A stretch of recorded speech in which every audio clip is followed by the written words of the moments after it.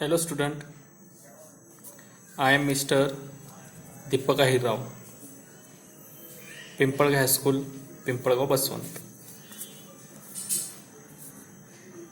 Today, now we are going to learn about the science subject, standard 8.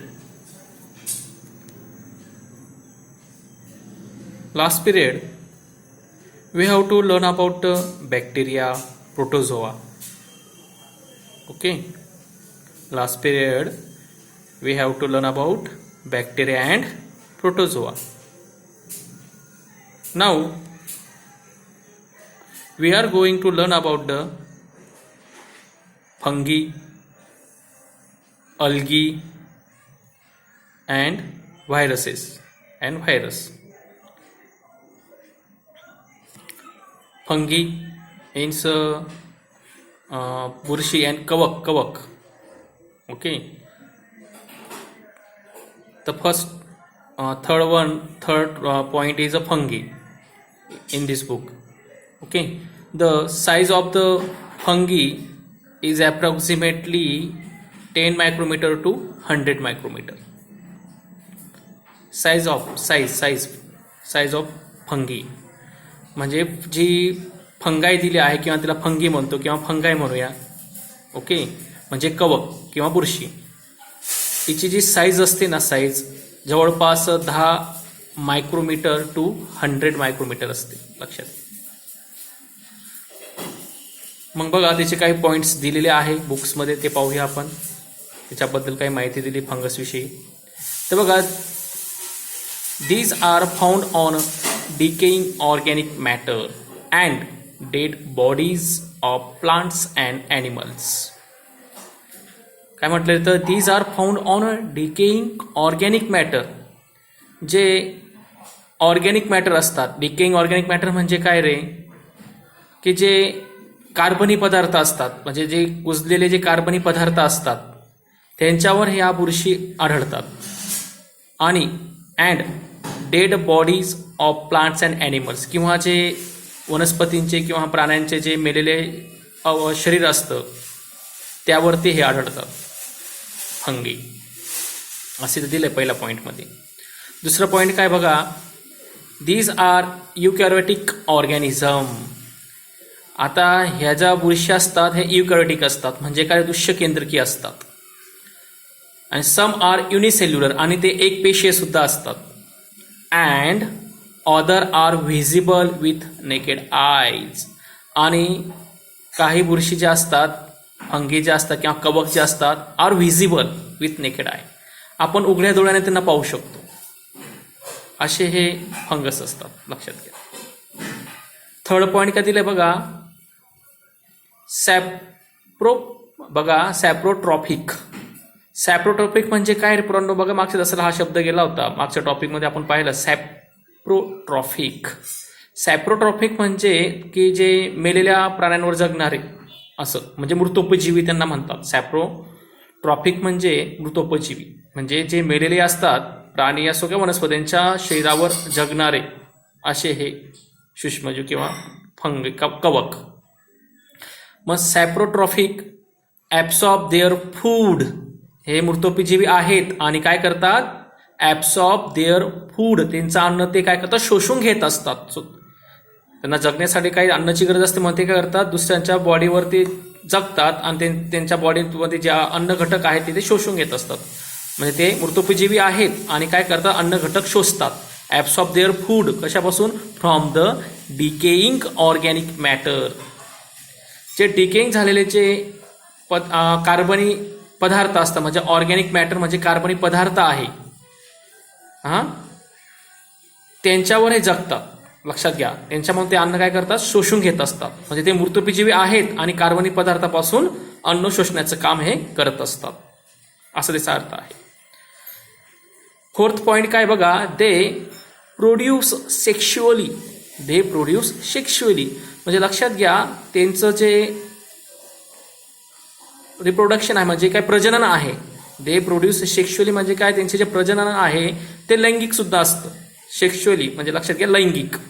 And asexually by cell division or budding. किंवा आणखी असं म्हटलेलं आहे आणि ते असेक्शुअली सुद्धा त्यांच्यामध्ये प्रजनन होतं कशा पद्धतीने, बाय सेल डिव्हिजन, द्विखंडन त्याला म्हणतो आपण, म्हणजे पेशीचं विभाजन होतं, सेल डिव्हिजन, ऑर बडिंग म्हणजे हे सुद्धा एक बडिंग म्हणजे मुकुलायनची प्रक्रिया आहे. म्हणजे सेल डिव्हिजन या प्रक्रियेने किंवा बडिंग या प्रक्रियेने त्यांच्यामध्ये असेक्शुअली काय होत असतं, प्रजनन होत असतं. लक्षात घ्या, असं इथं दिलेलं आहे. म्हणजे सेक्शुअली सुद्धा त्यांच्यामध्ये प्रजनन होतं आणि असेक्शुअली पण होत असतं. असे हे कवक आहेत किंवा fungi. For example bakers yeast म्हणजे ईस्ट, बेकर्स नावाचे ईस्ट ते सुद्धा एक कवकचा प्रकार आहे. त्यानंतर कॅन्डिडा हे सुद्धा एक कवकचाच प्रकार आहे, फंगीचा प्रकार आहे. आणि दुसरा आहे मशरूम, हे सुद्धा एक प्रकारचं कवकच आहे, फंगी. फॉर एक्झाम्पल लक्षात घ्या. बघा नेक्स्ट पॉइंट आहे अल्गी. आता अल्गीची साईज दिली बघा. The size of algae is approximately 10 micrometre to 100 micrometre. अल्गीची साईज सुद्धा 10 मायक्रोमीटर पासून तर 100 मायक्रोमीटर पर्यंत राहू शकते. अलग लक्षामध्ये. मग त्याचे सुद्धा काही 3 पॉइंट्स दिले आहे अल्गीविषयी. फर्स्ट पॉइंट बघा, they are aquatic. Aquatic means मराठीमध्ये त्याचा अर्थ आहे पाण्यामध्ये आढळणारे. ॲक्वॅटिक म्हणजे हे जलचर आहेत, म्हणजे पाणीमध्ये असतात. दे आर ॲक्वॅटिक म्हणजे हे पाणीमध्ये आढळणाऱ्या आहेत अल्गी. नंतर ते कसे आहेत, युकॅरियोटिक म्हणजे अल्गी ही युकॅरियोटिक आहे. लक्षात घ्या, जसं फंगी युकॅरियोटिक होती तसं हे अल्गी सुद्धा युकॅरियोटिक आहे, दृश्यकेंद्री. नंतर युनिसेल्युलर, अल्गी ही युनिसेल्युलर आहे म्हणजे एक पेशीय आहे. त्यानंतर ऑटोट्रॉफिक ऑर्गॅनिझम, परंतु हे ऑटोट्रॉफिक आहे. म्हणजे काय रे ऑटोट्रॉफिक म्हणजे काय, स्वयंपोषी सजीव, स्वतःचा अन्न स्वतः गोळा करणारे असा हा सजीव आहे, असं आपण म्हणू शकतो अल्गी. म्हणजे तो युकॅरियोटिक आहे, युनिसेल्युलर आहे आणि ऑटोट्रॉपिक ऑर्गॅनिझम आहे. लक्षात घ्या. थर्ड पॉइंट दिला आहे बघा, photosynthesis is carried out with the help of chloroplast present in the cell. अल्गीच्या ज्या पेशी असतात त्या पेशींमध्ये क्लोरोप्लास्ट नावाचा एक घटक असतो. लक्षात घ्या, क्लोरोप्लास्ट म्हणजे त्याला हरितलौके म्हणतो मराठीमध्ये. आणि त्या हरितलौकेच्या मदतीने फोटोसिंथेसिसची प्रक्रिया अल्गी करत असते. पण फोटोसिंथेसिस कॅरीड आउट, फोटोसिंथेसिसची प्रक्रिया घडून येत असते विथ द हेल्प ऑफ कुणाच्या मदतीने, क्लोरोप्लास्ट. क्लोरोप्लास्टच्या मदतीने कुठे असतं, प्रेझेंट इन द सेल, पेशींच्या अंतर्गत ते असतं. फॉर एक्झाम्पल कोरेला बघा, फॉर एक्झाम्पल दिलेलं आहे म्हणजे शैवालचे प्रकार दिले आहे. त्याचं उदाहरण कोणत्या प्रकारचे शैवाल, ही कोरेला. दुसरा आहे क्लॅमिडोमोनास. बघा नावं लक्षात घ्या. बघा स्पेलिंग थोडी हार्ड आहे पण लक्षात ठेवायचं, पाठ करण्याचा प्रयत्न करा, लिहून पाठ करा स्पेलिंग लक्षात आणण्यासाठी. काय उदाहरण आलं तर विचारलं तुम्हाला अल्गीचं फॉर एक्झाम्पल द्या तर क्लोरेला लक्षात राहून जाईल. पण ही क्लॅमिडोमोनास नावाचं लक्षात ठेवणं कठीण आहे, पण प्रयत्न करायचं, प्रॅक्टिस करायची लिहून. हां लक्षात घ्या, क्लॅमिडोमोनास नावाचं अल्गी. नंतर बघा, a very few species of algae are unicellular. भरपूर म्हणजे यांच्यामध्ये काही अशा पेशीज आहे अल्गीच्या का ते एक पेशी असतात, युनिसेल्युलर आहेत. आणि most of them are multicellular, आणि जास्त करून यांच्यामध्ये बहुपेशीयच असतात. And visible with naked eye, आणि आपण हे डोळ्याने पाहू शकतो, उघड्या डोळ्याने अल्गीचे आहेत त्यांना आपण पाहू शकतो. लक्षात घ्या, त्यांचे मल्टीसेल्युलर जे आहेत ते आपण डोळ्याने पाहू शकतो. म्हणजे युनिसेल्युलर असणार एक पेशी असते, उघड्या डोळ्याने आपण पाहू शकत नाही. म्हणून तर दिलंय very few species of algae. अल्गीचे काही ज्या प्रजाती आहेत ते आर कशा आहेत, युनिसेल्युलर म्हणजे एक पेशी आहेत. आणि मोस्ट ऑफ देम, आणि यांच्यापैकी काही कशा आहेत, आर मल्टीसेल्युलर म्हणजे मल्टीसेल्युलर म्हणजे बहुपेशी आहेत. आणि व्हिजिबल आहेत विथ नेकेड आहेत, उघड्या डोळ्याने पाहू शकतो. ओके, आता पुढचा जो लास्ट टॉपिक जे आहे या चॅप्टरचा जो लास्ट पॉईंट आहे, या चॅप्टरचाच लास्ट पॉईंट आहे म्हणजे चॅप्टर एंड होणार, तो आहे व्हायरसेस. व्हायरस म्हणजे तुम्हाला माहिती आहे विषाणू. सध्या आपण विषाणूविषयी आपल्याला खूप माहिती झाली. आपण कोरोना व्हायरसविषयी माहिती घेतोय, कसा तो आपलं रूप बदलतो. तो व्हायरस तसाच असतो. लक्षामध्ये तो रेप्लिकेट आहे. तर बघा काय दिलं आहे, size approximately 10 nanometre to 100 nanometre, म्हणजे मायक्रोपेक्षा नॅनो छोटा असतो, लक्षात घ्या. Generally virus are not consider as a living organism और they are said to be organism at the edge of living and non living. बघा सामान्यतः काय, जनरली म्हणजे सामान्यतः काय, virus not consider as a living organism, म्हणजे सामान्यतः आपण पाहिलं तर विषाणू जे असतात ते सजीव म्हणून मानले जात नाही, किंवा or they are said to be organism at the edges of living and non living. आणि असं म्हटलेलं आहे, किंवा ते सजीव किंवा निर्जीव जे असतात, लिव्हिंग म्हणजे सजीव, नॉन लिव्हिंग म्हणजे निर्जीव, लिव्हिंग आणि नॉन लिव्हिंग यांच्या त्या एजेसवर आहेत, म्हणजे सीमारेषावर आहे असं आपण म्हणतो. म्हणजे ते सजीव बी नाही आणि निर्जीव बी नाही अशी त्यांची सीमारेषा आहे. म्हणून they are studied under microbiology, म्हणून त्यांचा जो अभ्यास आहे लक्षात घ्या, त्याचा अभ्यास हा मायक्रोबायोलॉजीमध्ये केला जात असतो, म्हणजे सूक्ष्मजीवशास्त्रामध्ये त्याचा अभ्यास केला जात असतो. त्याचे काही पॉईंट्स दिले बघा. व्हायरस आर एक्स्ट्रीमली मायन्यूट, हा व्हायरस खूप खूप सूक्ष्म असतो. They are 10 to 100 times smaller than the bacteria, हा बॅक्टेरियापेक्षा 10 ते 100 पटीने लहान असतो, लक्षात घ्या. 10 to 100 टाइम्स स्मॉलर, 10 ते 100 टाइम तो लहान आहे कोणापेक्षा, दॅन बॅक्टेरियापेक्षा. And can be see only with electron microscope, आणि आपण त्याला फक्त आणि फक्त इलेक्ट्रॉन मायक्रोस्कोपमध्येच पाहू शकतो. इलेक्ट्रॉन अशी ती सूक्ष्मदर्शिका असते इलेक्ट्रॉनिक, त्याच्यामध्येच आपण तिला पाहू शकतो. कंपाऊंड मायक्रोस्कोपमध्ये त्याला पाहू शकत नाही, एवढा सूक्ष्म येतो. नंतर बघा, they are found in the form of independent particles. They are found in the form of independent particles. तो कुठे कसा असतो, तो कसा सापडतो आपल्याला भेटणार, तर इंडिपेंडंट पार्टिकल. तो म्हणजे असा पार्टिकल आहे की तो इंडिपेंडंट पार्टिकल आहे, लक्षात घ्या. म्हणजे तो स्वतंत्र कणाचा रूपामध्ये आढळणारा आहे, स्वतंत्र असा सूक्ष्म कणाचा रूपामध्ये आढळणारा आहे.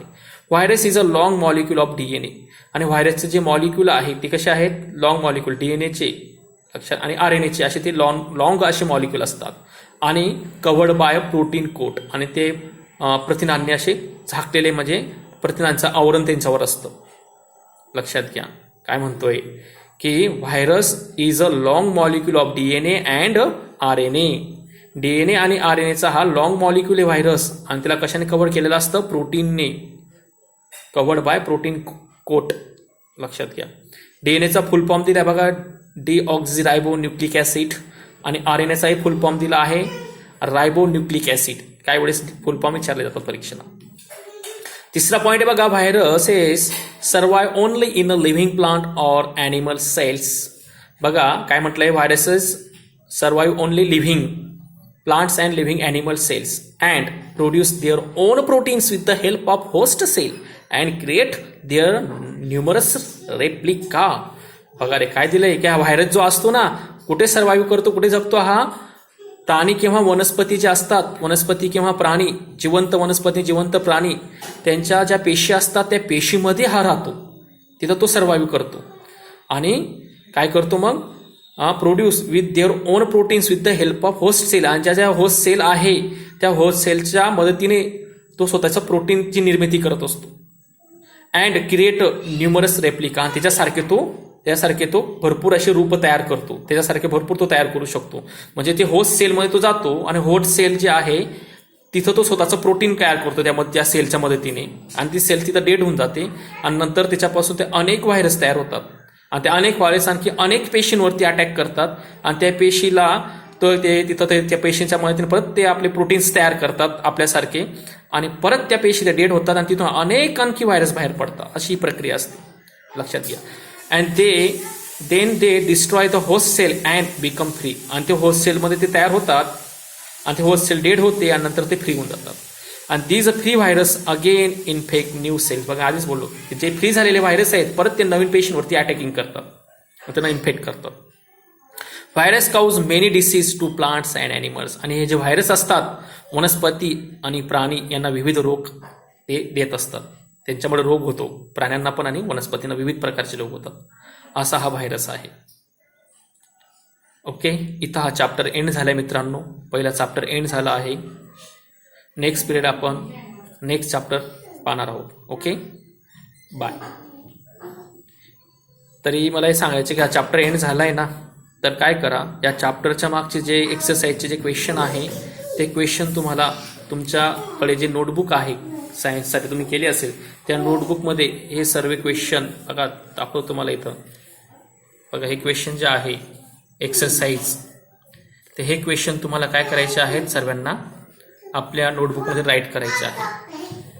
आणि जेव्हा आपले जे स्कूल रेग्युलर स्टार्ट होणार त्यावेळेस मी हे सर्व चेक करणार आहे.